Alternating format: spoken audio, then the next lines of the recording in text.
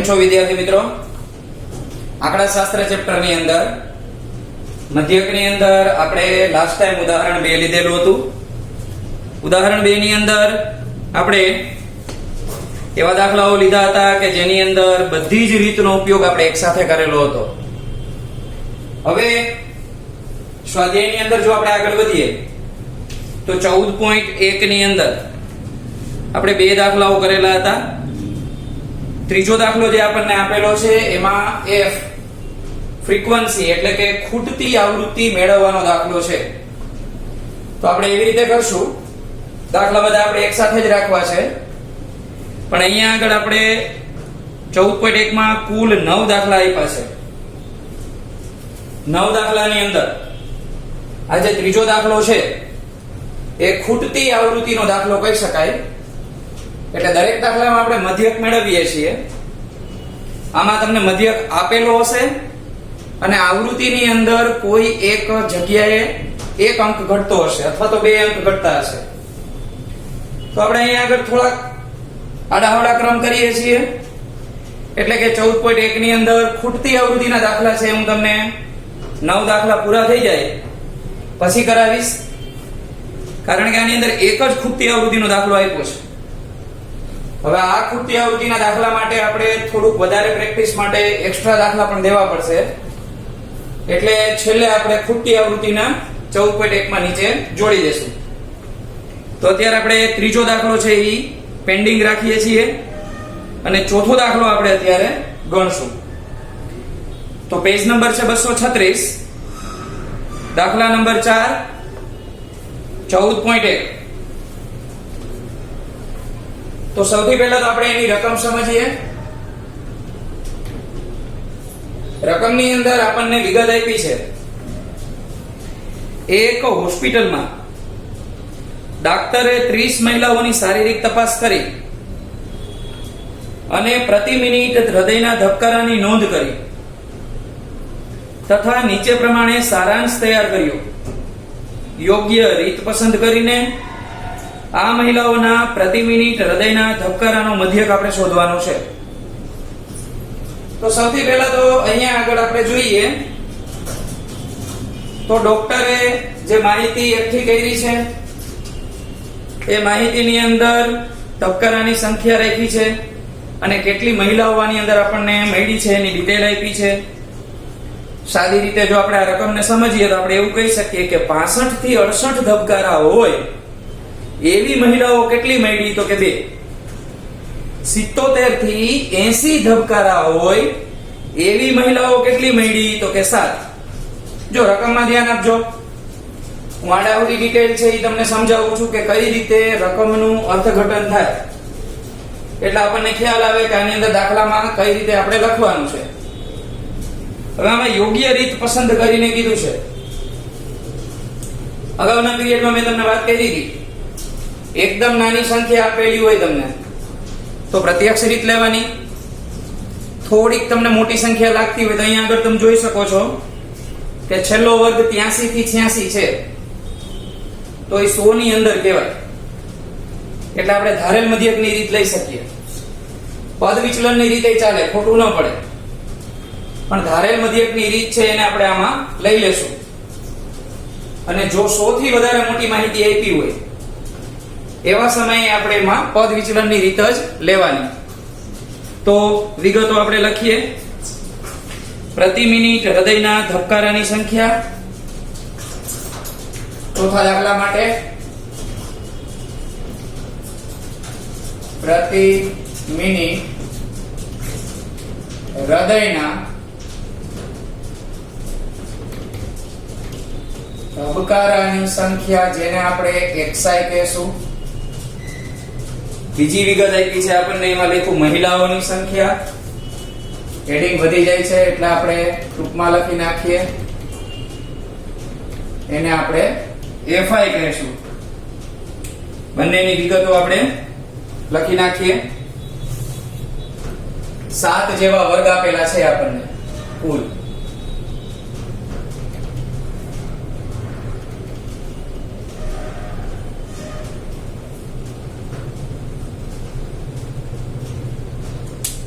ચાલો તો સૌથી પહેલા આપણે વર્ગો લખી નાખીએ. 65 થી 68, 65 થી 68, 68 થી 71, 71 થી 74, 74 થી 77, 77 થી 80,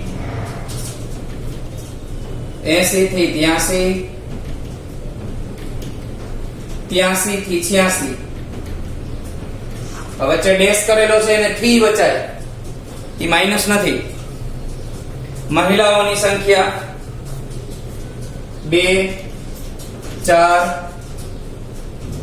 3, 8, 7, 4 અને 2. તો આ રીતે આપણને રકમ આપેલી છે. ધારેલ મધ્યકની રીતનો ઉપયોગ કરી અને આપણે દાખલો ગણશું. તો સૌથી પહેલા તો આપણે મધ્ય કિંમત મેળવવાની થાય. તો મધ્ય કિંમતને આપણે પહેલા ખાના ઉપરથી બનાવીએ છીએ. તો મધ્ય કિંમત એટલે xi. ત્યાર પછી આપણે di નું ખાનું બનાવવાનું થાય. તો di નું હેડિંગ યાદ હોવું જોઈએ. di બરાબર xi માઈનસ a. તો અહીંયા આગળ આપણે છેલ્લું ખાનું હવે બનાવી નાખીએ. fi di. ચાલો આ વિગતો ઉપરથી આપણે કોષ્ટક કમ્પ્લીટ કરીએ.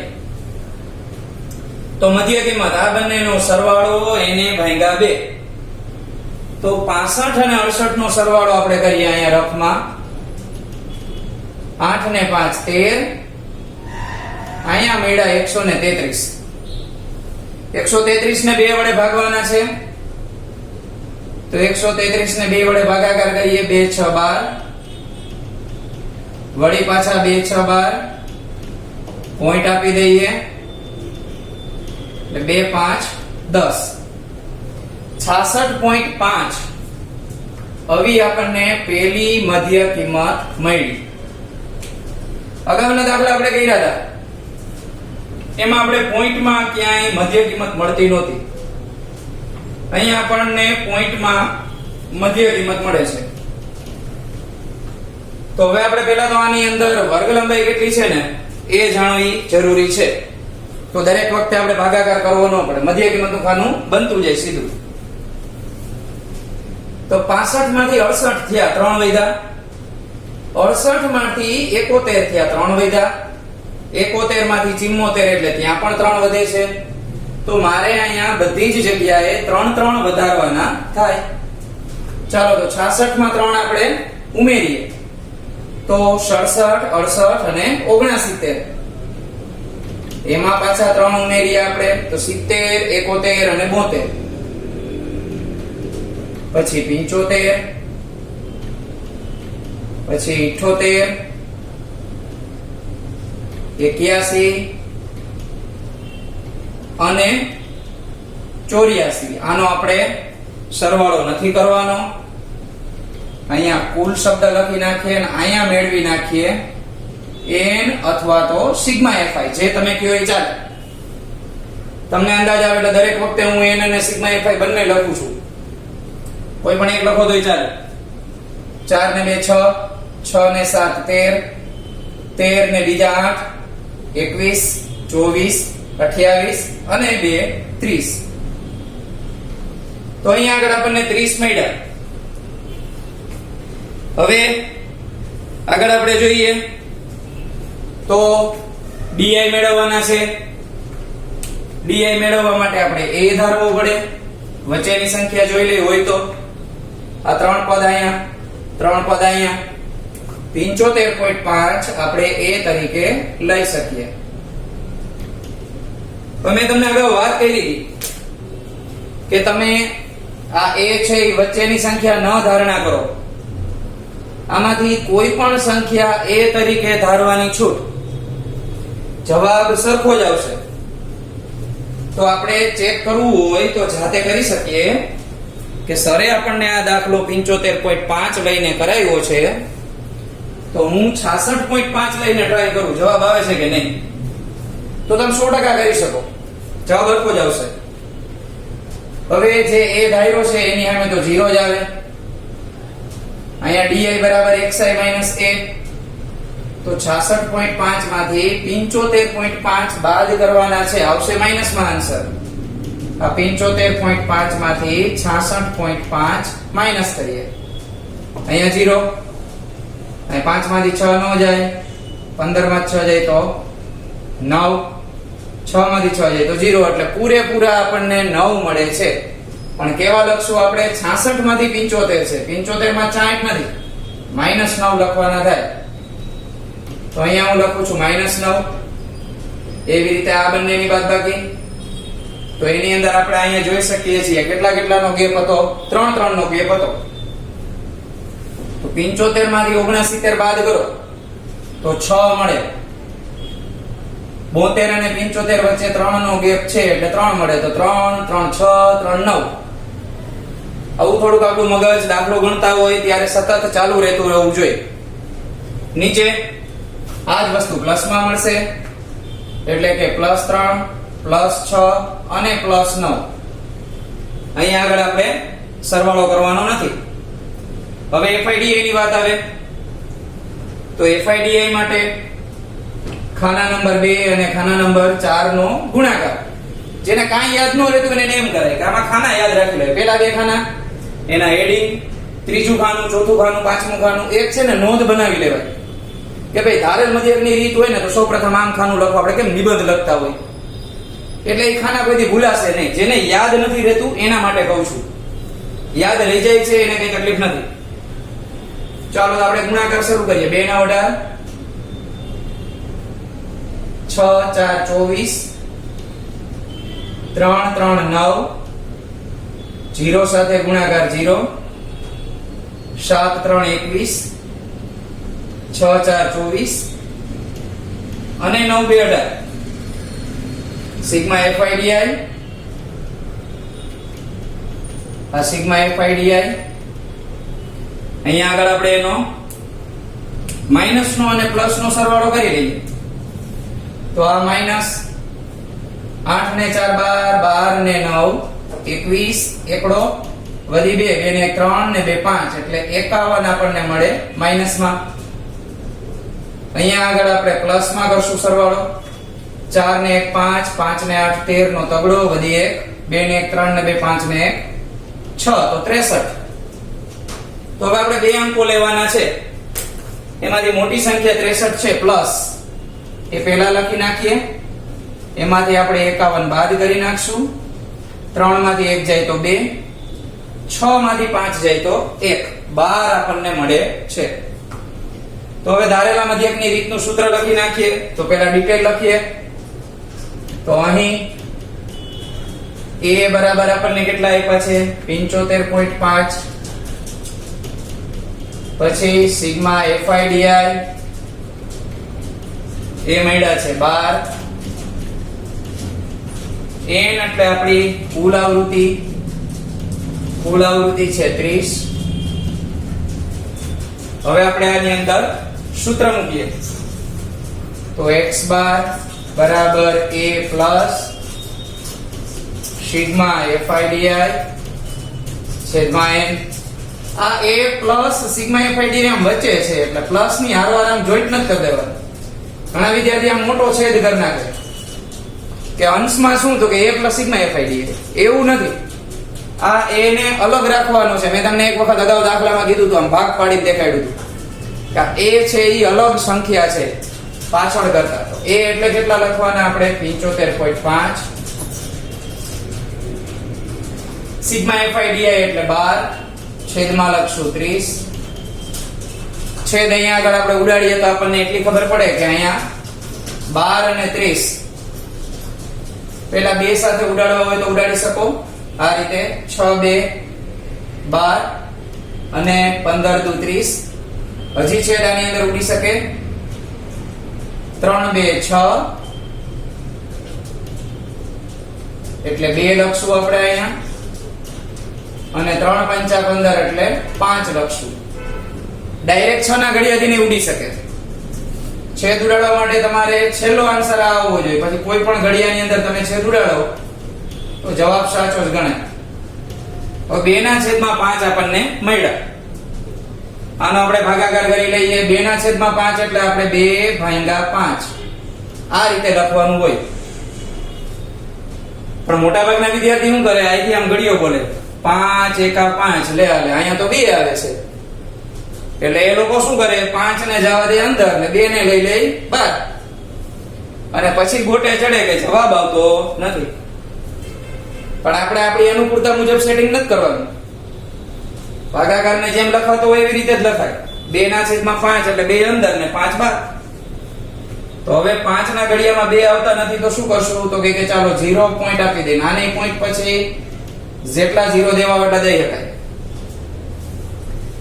2.0 લખો, 2.00 લખો, 3 વખત 0 લખો, એની વેલ્યુ 2 જ કહેવાય. તમારે કેલ્ક્યુલેટરમાં ટ્રાય કરવાની. આ ખાલી ટ્રાય કરવા કહું છું. કોઈ એમાં દાખલા ગણવાના જેવી આપણે સજેસ્ટ નથી કરતા. એટલે 2.00 લખશો અને જેવું તમે પ્લસ દબાવશો ને એટલે વાંચલા 2 0 ઉડી જાય. વળી બાજુ તમારે ફરીથી ટ્રાય કરવાની કે ભાઈ 2.0000 4 વખત 0 લખી. જેવી તમે કોઈ બીજી નિશાની દબાવશો, ગુણાકાર, ભાગાકાર કે માઈનસ, એટલે એના 0 આપમેળે કટ થઈ જશે. એટલે એનો અર્થ એમ થાય કે પોઈન્ટની પાછળ જેટલા 0 લગાવો એમાં કાંઈ ફેર પડે નહીં. હું તમને 20 રૂપિયા આપું, હું તમને 20.0 રૂપિયા આપું, હું તમને 20.00 રૂપિયા આપું, 20 જ કહેવાય. એમાં કાંઈ ફેર પડે નહીં. તો ચાલો આપણે આનો ભાગાકાર કરીએ. હવે હું બે આંકડા લઈ શકીશ 20, કારણ કે અહીં પોઈન્ટ લખી નાખ્યા છે મેં 5 4 20. તો આપણને જવાબ મળ્યો 0.4. તો આ 0.4 છે એને આપણે લખી નાખીએ. અહીંયા 75.5 હતા, 0.4 આપણે એડ કરવાના છે. પોઈન્ટ સાથે પોઈન્ટ નો સરવાળો હોય, યાદ રાખજો.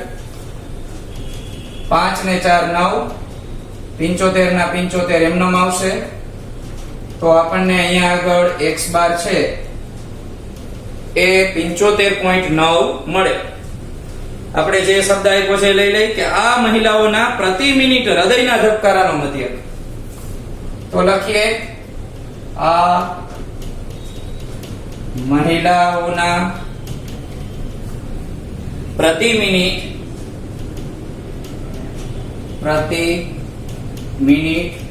હૃદયના ધબકારા નો મધ્યક 75.9. હવે 75.9 એટલે અહીંયા સંખ્યા મળી છે એટલે આની પાછળ કઈ લખવાનું નથી. એકમ, કિલોગ્રામ, સેમી એવું કઈ આવે નહીં આમાં. 75.9 મળે. તો આ રીતે આખો દાખલો આપણે ધારેલ મધ્યકની રીતે કરી શકીએ. દાખલા છે વ્યવસ્થિત નિરાતે એક ભાગાકાર કે એક પોઈન્ટ આપવામાં ભૂલ પડે ને તો આખા દાખલા જવાબ નહીં આવે. એટલે શરૂઆતમાં ચોકસાઈ લઈ આવવા માટે તમારે ફરજિયાત દાખલાઓ છે એ નિરાતે કરવાના છે. આના જેવો એક દાખલો હું તમને અત્યારે પ્રેક્ટિસ માટે વધારાનો આપી દઉં. તો અહીંયા આગળ મેં તમારા માટે 2 દાખલાઓની રકમ લખી છે. તમારે આ 2 દાખલાઓ છે આપણે જ્યાં 14.1 ના દાખલા પૂરા કર્યા, જેટલા દાખલા પૂરા કર્યા એની નીચે જ આ 2 દાખલા એક્સ્ટ્રા વચ્ચે જ લખવાના છે. પ્રેક્ટિસ વર્કના દાખલા છે. રકમ સમજાવી દઉં અને દાખલાની અંદર કઈ રીતે ગણતરી કરવી એની વાત કરી દઉં. નીચેના આવૃત્તિ વિતરણનો મધ્યક ત્રણેય રીતથી શોધો. તો આપણે ઉદાહરણ 2 કરાવેલું હતું, ત્રણેય રીતથી મધ્યક કેવી રીતે મળે.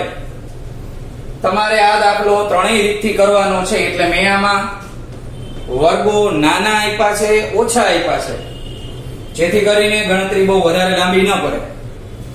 જ્યારે ત્રણેય રીતનો ઉપયોગ હશે ત્યારે તમને આનાથી ને પણ ઓછા વર્ગો આપી શકે અથવા આટલા વર્ગો આપી શકે. આનાથી વધારે મોટી રકમ આવી નહીં આપે. બીજો એક દાખલો છે એમાં જોઈ લઈ. એક વિમાનમાં કુલ 120 બેઠકની વ્યવસ્થા છે. તો એને આ 120 લખ્યા છે એ શું હશે એ જોઈ લઈ. તો 120 એટલે જે આ આવૃત્તિ આપી છે એ હશે. કે પછી ઉપર જે વેચાયેલ બેઠક લખ્યું છે એની વિગત હશે. આ ખાસ યાદ રાખવાનું છે.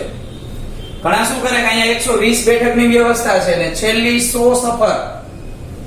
તો આ બે અંકો છે એ તમને ક્યાંક મેળ થઈ જશે. એટલે કે તમે n નો સરવાળો કરશો, કુલ આવૃત્તિ મેળવશો, તો તમને અહીંયા આગળ 100 મળશે. કારણ કે છેલ્લી 100 સફર એટલે સફરની સંખ્યા 100 તમને કહી દીધી છે. જો તમે સરવાળામાં ક્યાંય મિસ્ટેક કરો તો અહીંથી તમે ટેલી કરી શકો કે આપણે 100 કેમ નથી આવતા. એટલે વિમાન જ્યારથી બન્યું છે ત્યારથી 120 સીટ એમાં છે. આ 120 સીટ અને એને 100 વખત ઉડાન ભરી છે. આ 100 વખત ઉડાન ભરી છે એમાંથી એને કેટલી બેઠકો વેચી છે, એટલે મીન્સ ટિકિટ વેચી છે. તો એની અંદર બધી વસ્તુ લખી છે કે 100 થી 104 બેઠક એટલી ટિકિટ વેચાઈ ગઈ. એવું કેટલી વાર બન્યું તો કે 15 વાર. 104 થી 108 ટિકિટ સુધી વેચાણું હોય એવું 20 વખત બન્યું. 108 થી 112 જેટલી ટિકિટો વેચી હોય એવું 32 વાર બન્યું. તો સૌથી ઓછી વખત 116 થી 120 એટલે ફૂલ કેપેસિટી આખું પ્લેન ભરચક ગયું હોય ને એવું કેટલી વાર બન્યું? 15 વખત. આપણે આનો મધ્યક મેળવવાનો છે ધારેલા મધ્યકની રીતથી. તો બંને દાખલા છે એ તમારે જાતે કરવાના છે, આવડી જાય એવા છે. એક વખતમાં જવાબ ન આવે તો 2-3 વાર પ્રયત્ન કરવો, કાંઈ અઘરું નથી. નેક્સ્ટ લેક્ચરમાં આપણે આગળ વધશું.